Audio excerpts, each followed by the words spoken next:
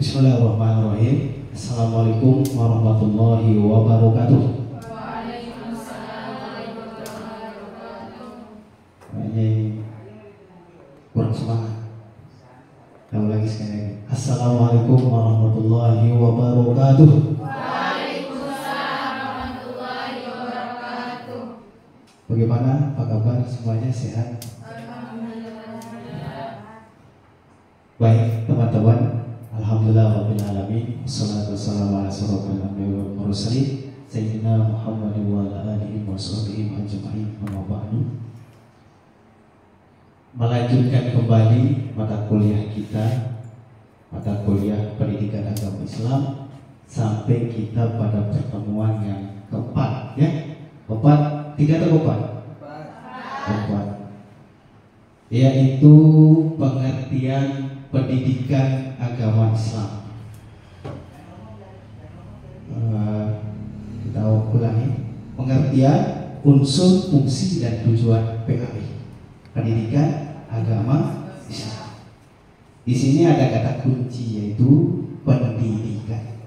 Ya, pendidikan ini sudah sekian banyak dibahas menjadi sebuah formalitas, menjadi sebuah pendidikan itu menjadi formal, ya, memiliki jenjang yang harus tercapai untuk proses akademik daripada sebuah pendidikan, mulai dari tingkat yang paling dasar yaitu PAUD, kemudian TK, kemudian masuk ke SD, selanjutnya SMP, SMA, perguruan tinggi. Lalu apa yang ingin dicapai dari ini? Pendidikan, tentu nanti kita akan lihat pada tujuan daripada pendidikan. Yang fokus kita pada pendidikan agama Islam. Lalu coba kita berdiskusi sekarang. Pada pertemuan ini melanjutkan dari pertemuan yang sebelumnya. Sebelumnya kita sudah membentuk kelompok. Jadi silahkan kelompok 1, 2, 3, 4 memberikan tanggapan daripada apa yang saya sampaikan dalam materi ini, memberikan respon tentunya atas referensi yang sudah didapatkan sebelumnya sampai kita sebelum hadir pada pertemuan hari ini. Itu pertama kita coba menggali apa itu pendidikan. Kita masuk kepada pengertian pendidikan agama Islam yang diawali pendidikan. Saya minta teman-teman ada yang bisa menyampaikan apa itu pendidikan. Silakan. Pendidikan itu adalah proses belajar yang dilakukan seseorang untuk memperoleh pengetahuan. Ya. Proses untuk sampai pada terpenuhnya pengetahuan, sampainya pengetahuan kepadanya, ya. Itu pendidikan. Ada yang lain? Silakan. Jadi pendidikan itu adalah usaha untuk menambahkan ilmu pengetahuan, nilai, dan kemampuan seseorang, baik mulai dari jenjang terbawah, misalkan dari keluarga, baru masuk ke jenjang yang lebih atas seperti SD, TK, SD, SMP, dan SMA, sampai dengan perguruan tinggi. Ya, tepuk tangan untuk saudara. Ya, cukup ya. Jadi pendidikan seperti apa yang disampaikan adalah usaha. Ya, kalau kita bahasakan dengan korelasikan dengan pendidikan agama Islam, kita sebutkan ikhtiar, atau kita sebut proses. Yang sampai titiknya adalah orang mendapatkan pengetahuan. Pengetahuan ini adalah sesuatu yang kalau kita bahas tentang pendidikan Islam, sesuatu yang memang sudah terukur dan ditentukan oleh Allah Subhanahu wa Ta'ala. Maka Sekarang poin terpentingnya adalah tingkatkan ikhtiar sebaik mungkin untuk kepantasan daripada pendapatan pengetahuan yang akan Allah berikan kepada kita.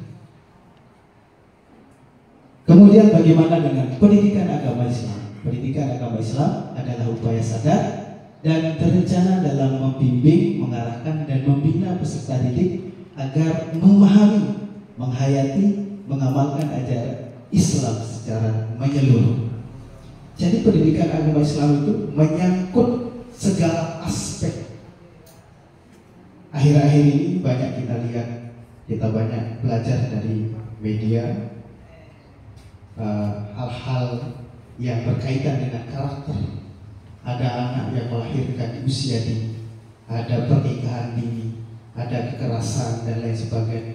Itu pada akhirnya nanti akan menjadi tanggung jawab kita bersama untuk bagaimana nilai keislaman itu sampai kepada peserta didik kita.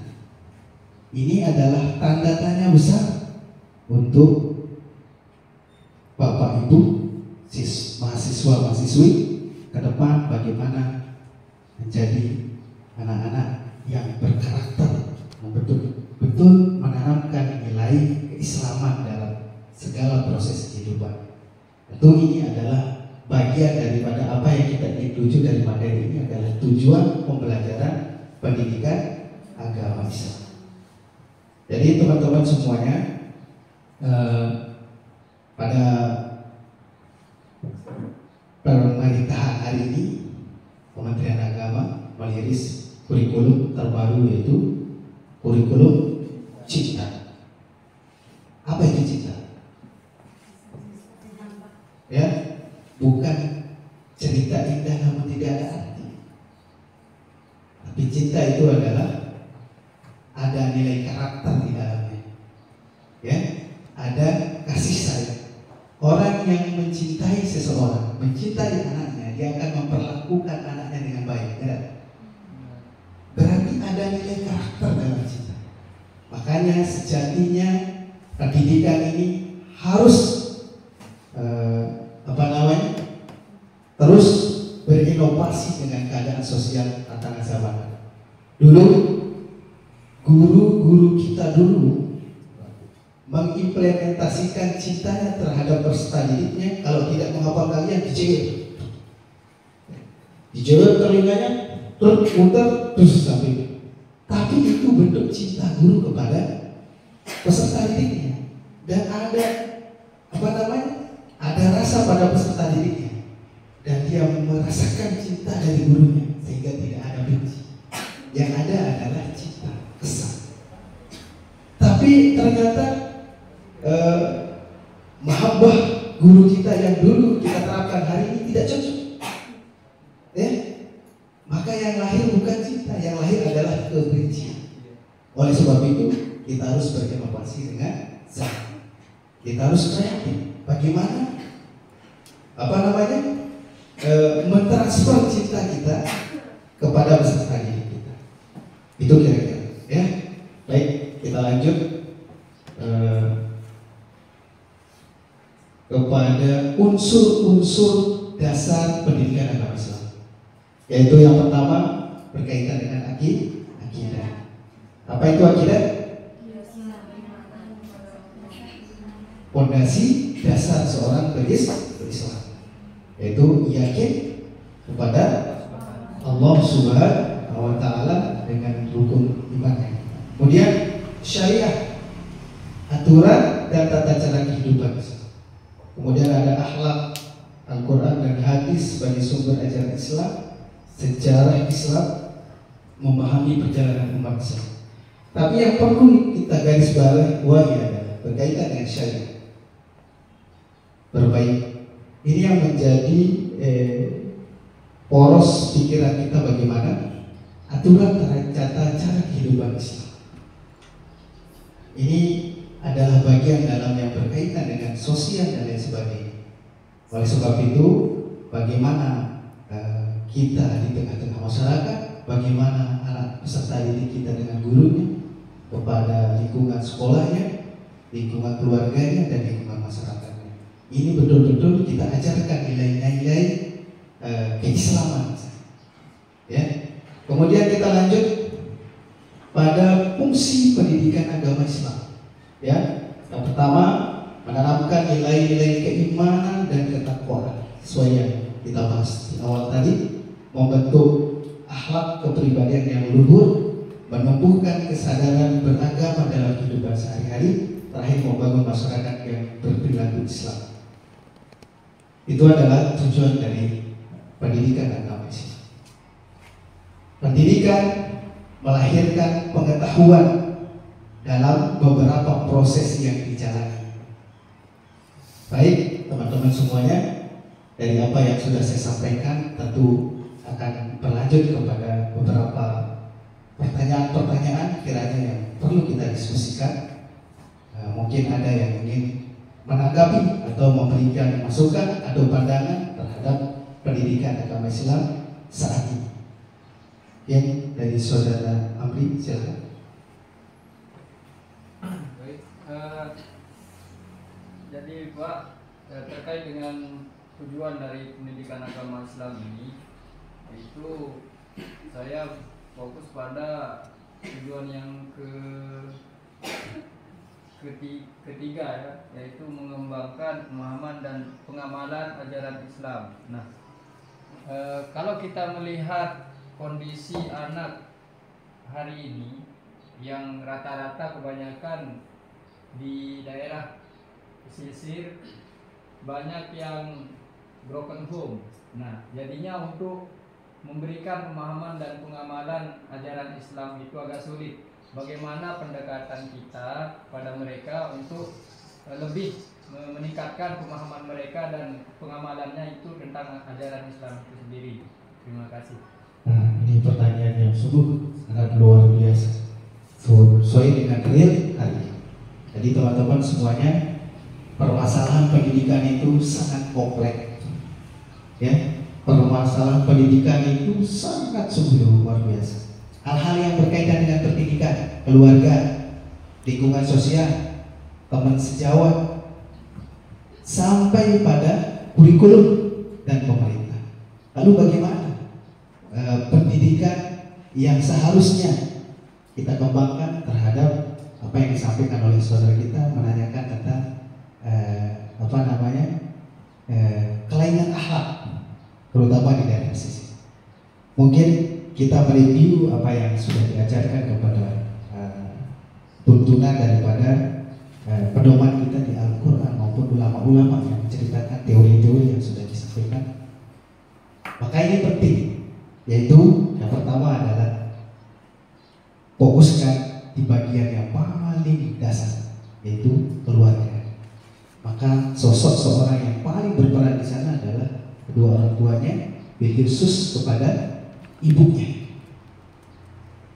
Ibu adalah madrasatul ula, adalah guru pertama dan terbaik kepada anak-anak.